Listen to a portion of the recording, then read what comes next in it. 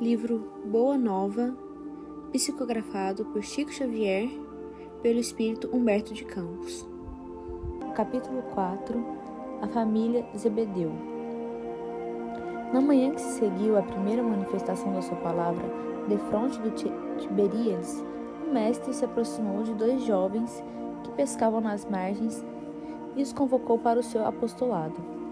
Filhos de Zebedeu, disse o bondoso, desejais participar das alegrias da Boa Nova? Tiago e João, que já conheciam as pregações do Batista e que o tinham ouvido na véspera, tomados de emoção, se lançaram para ele, transbordantes de alegria. Mestre, mestre! Exclamavam felizes, como se fossem irmãos bem amados que se encontrassem depois de longa ausência, tocados pela força do amor que se irradiava do Cristo, fonte inspiradora das mais profundas dedicações. Falaram largamente da aventura de sua união perene, do futuro, das esperanças com que deveriam avançar para o porvir, proclamando as belezas do esforço pelo Evangelho do Reino. Os 2 rapazes galileus eram de temperamento apaixonado, profundamente generosos, tinham carinhosas e simples, ardentes e sinceras as almas. João tomou das mãos do Senhor e beijava-as afetuosamente, enquanto Jesus lhe acariciava os anéis macios dos cabelos. Tiago, como se quisesse hipotecar a sua solidariedade inteira, aproximou-se do Messias e lhe colocou a destra sobre os ombros em amoroso transporte. Os 2 novos apóstolos, entretanto, eram ainda muito jovens, e regressando à casa com o espírito arrebatado por imensa alegria, relataram à sua mãe o que se passara. Salomé, a esposa de Zebedeu, apesar de bondosa e sensível, recebeu a notícia com certo cuidado. Também ela ouvira o profeta de Nazaré nas suas gloriosas afirmativas da véspera. Pôs-se então a ponderar consigo mesma: não estaria próximo àquele reino prometido por Jesus? Quem sabe se o filho de Maria não falava na cidade em nome de algum príncipe? O Cristo deveria ser o intérprete de algum desconhecido ilustre que recrutava adeptos entre os homens trabalhadores e mais fortes. A quem seriam confiados os postos mais altos dentro da nova fundação? Seus filhos queridos bem os mereciam. Precisava agir enquanto era tempo. O povo, de há muito, falava em revolução contra os romanos e os comentadores mais indiscretos anteviam a queda próxima dos Antipas.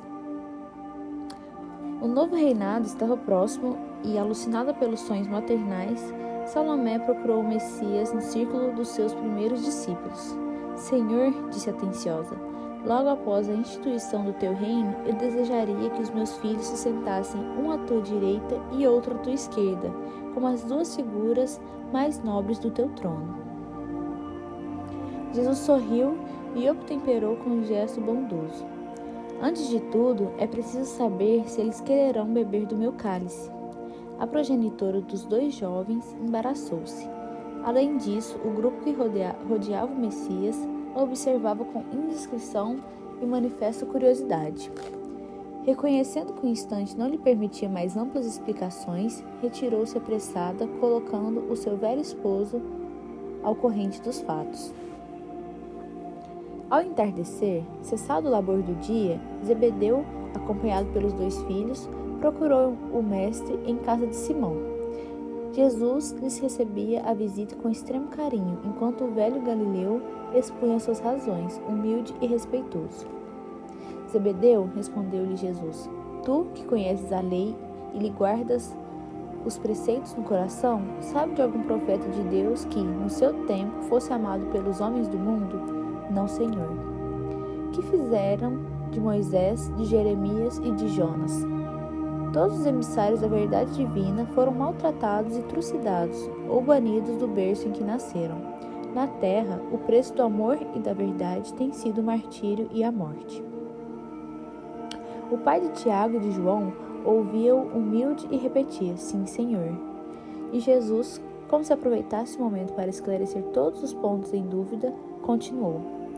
O reino de Deus tem de ser fundado no coração das criaturas. O trabalho árduo é o meu gozo.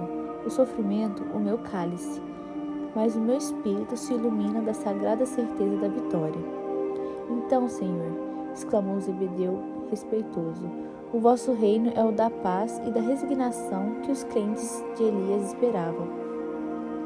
Jesus, com um sorriso de benignidade, acrescentou: a paz da consciência pura e a resignação suprema à vontade de meu Pai são do meu reino, mas os homens costumam falar de uma paz que é ociosidade de espírito e de uma resignação que é vício do sentimento. Trago comigo as armas para que o homem combata os inimigos que lhe subjugam o coração e não descansarei enquanto não tocarmos o porto da vitória. Eis porque o meu cálice agora tem de transbordar de fel, que são os esforços ingentes que a obra reclama.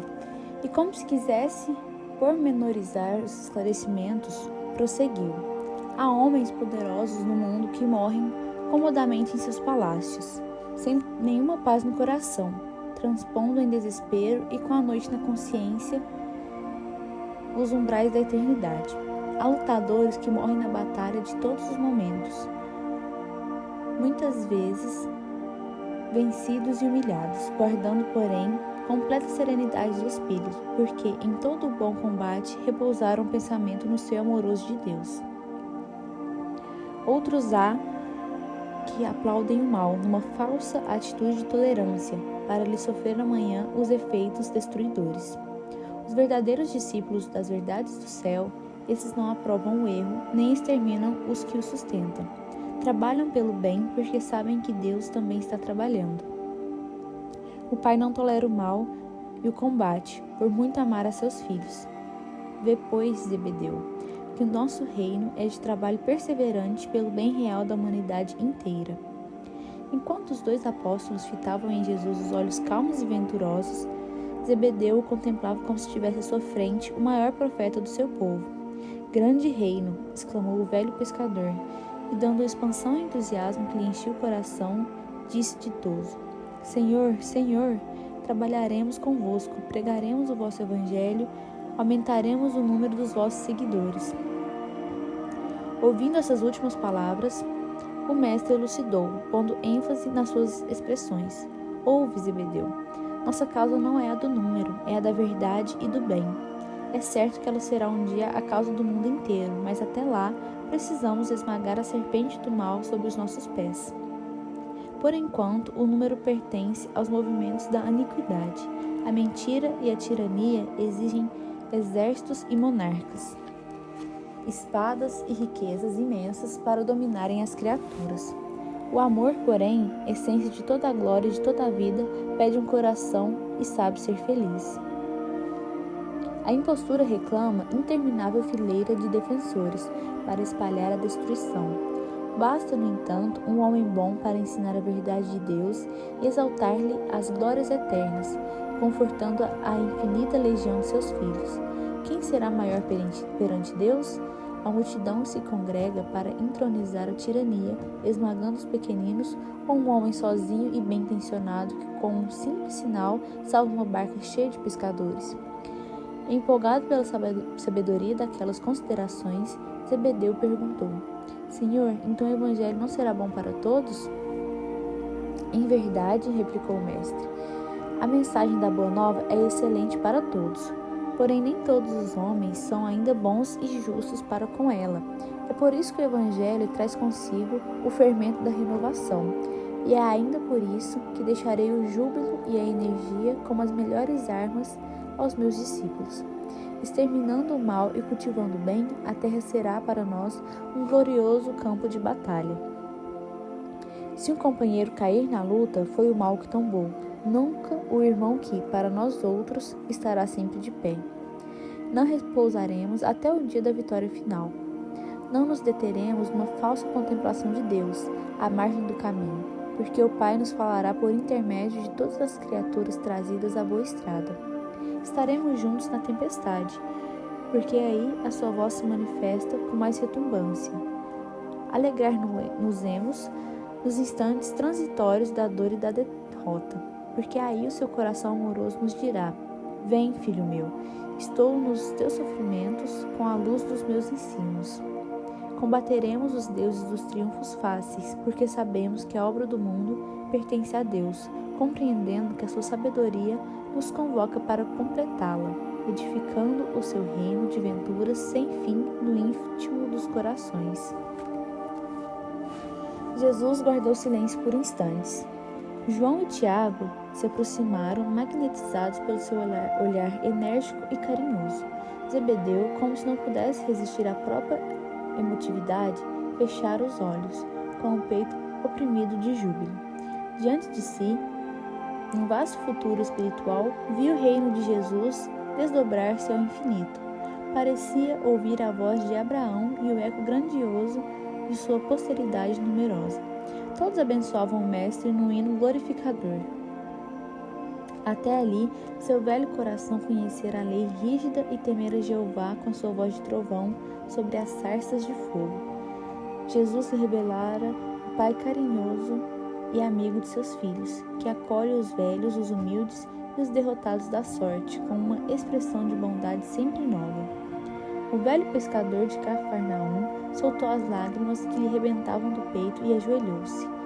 Adiantando-se-lhe, Jesus exclamou: Levanta-te, Zebedeu. Os filhos de Deus vivem de pé para o bom combate. Avançando, então, dentro da pequena sala, o pai dos apóstolos tomou a destra do mestre e a umedeceu com as suas lágrimas, de felicidade e de reconhecimento, murmurando: Senhor, meus filhos são vossos. Jesus, atraindo-o docemente ao coração, lhe afagou os cabelos brancos, dizendo: Chora, Zebedeu, porque as tuas lágrimas de hoje são formosas e benditas. Temias a Deus, agora o amas. Estava perdido nos raciocínios humanos sobre a lei. Agora tens no coração a fonte da fé viva.